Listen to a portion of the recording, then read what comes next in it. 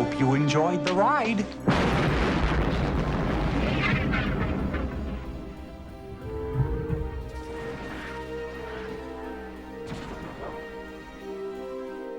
Total Recall exploded onto screens in the summer of 1990. The film was eagerly anticipated as it was director Paul Verhoeven's first film since RoboCop, and this time he was teaming with Arnold Schwarzenegger. The film follows frustrated husband Doug Quaid, who for some reason has a burning desire to visit Mars, despite his wife's equal reluctance. After seeing a commercial for a company called Recall that can implant the memory of a holiday in a customer's brain, he decides to take the leap and pays them a visit despite the warnings from his wife and work colleague. After selecting the many different elements of his adventure, he sits in the chair and undergoes the procedure. But the next thing he knows, he is having a panic attack, as what seemed to be forgotten memories come back, leading him on an adventure to Mars to reclaim his former identity and save the planet. The question we find ourselves asking throughout the rest of the film: is this his memory implant that we're witnessing, or is it actually happening? Following the massive success of the 1987 film RoboCop, Dutch director Paul Verhoeven was approached by Arnie to make Total Recall his next project. Arnold had become aware of the rights to the Philip K. Dick book, We Can Remember It For You wholesale, after Dino De Laurentiis had put them on the market after going bust. Laurentiis had previously planned to make the film with Richard Dreyfuss and Patrick Swayze as possible leads. Arnold convinced production company Carolco to purchase the rights and produce the film as his next project. With a massive budget of $65 million, which was very risky for a film of this nature, they were banking on it following suit with RoboCop's previous success. The gamble paid off, and the film was a huge success, both critically and commercially.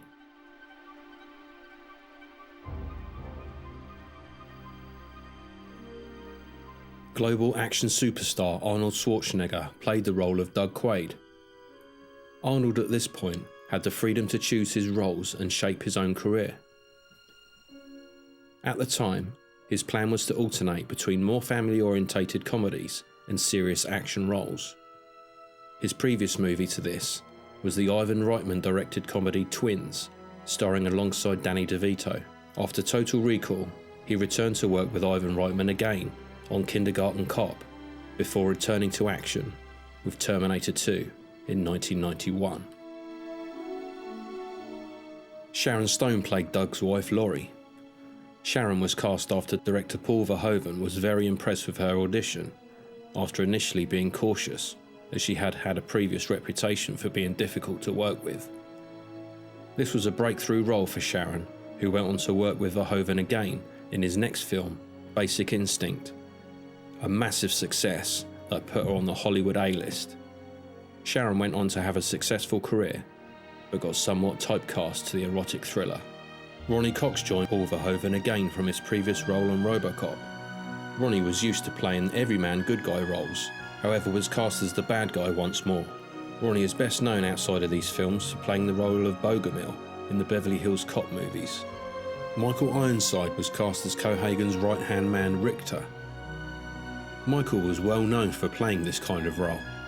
He'd started his career with David Cronenberg's cult horror Scanners. All right, we're gonna do it the Scanner way. I'm gonna suck your brain dry. Michael had various roles throughout his career in both film and television. Throughout his career, he became known for losing limbs. Michael returned to work with Verhoeven again in Starship Troopers, this time missing his legs. Actress Rachel Cotin was cast as Melina. Rachel had a successful career in both film and television. Her first film role was in 1987's Critical Condition, starring Richard Pryor. Other memorable roles include Falling Down in 1993 and Con Air in 1997. Dutch director Paul Verhoeven was personally recruited by Schwarzenegger for this film after he was impressed with RoboCop. Paul's first American film was Flesh and Blood, starring Rutger Hauer. From there, he went on to direct the smash hit RoboCop. Paul had a reputation for over-the-top, ultra-realistic violence, something he always defended, stating that it would be an injustice to the nature of violence itself to depict it in any other fashion. Paul went on to be typecast in another genre, the erotic thriller, after his next two films, Basic Instinct and Showgirls. After the critical and commercial failure of Showgirls, he returned to Sci-Fi with Starship Troopers in 1997 and The Invisible Man reimagining Hollow Man in 2000. This film was one of the last made with almost 100% practical effects, before Hollywood productions moved to computer-generated imagery. Paul once again employed Rob Bottin, whom he had worked with on RoboCop. Rob was one of the top artists in his field, his most memorable work being John Carpenter's The Thing and The Howling, as well as RoboCop. Rob and his team both won an Oscar and a BAFTA award for their work on this movie, as well as numerous other nominations. Jerry Goldsmith was brought on board to compose the score for the film. Jerry was well known for his work on many films prior to this one, such as Star Trek the Motion Picture, First Blood, Alien, The Omen, for which he won an Oscar, and Gremlins, amongst many others. Much of his work often involved large fanfares. However, for this film, he created a theme that ran throughout, with often quiet or subtle pieces that help the atmosphere, feel, and mystery of the picture. Following its success, a sequel was written using the premise of another Philip K. Dick story, The Minority Report.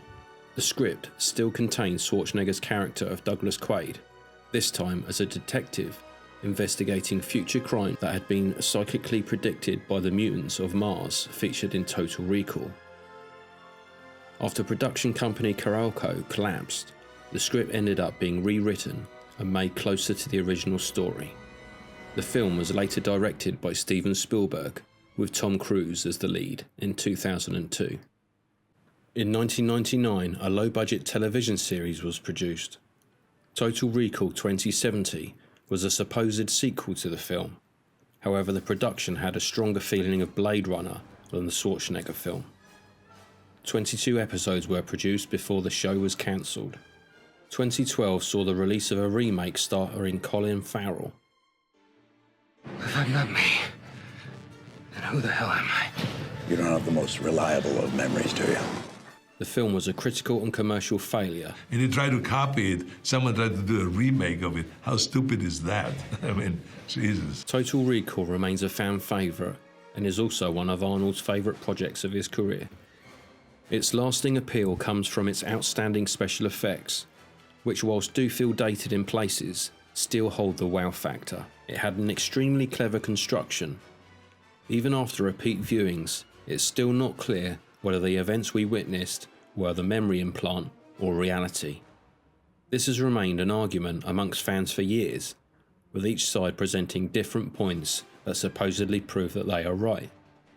However, in a 2012 interview with director Paul Verhoeven, he revealed the truth. There are two realities. Then people say, what's the real one? And I always said, there is no real one. There is this one and there is that one. There is not this is the true and this is a dream. They're both true.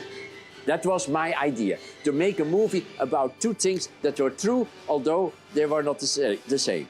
And there's the two realities that would be as strong as both equivalent. We hope you enjoyed the ride. Thanks for watching, and see you next time on Retro Reels.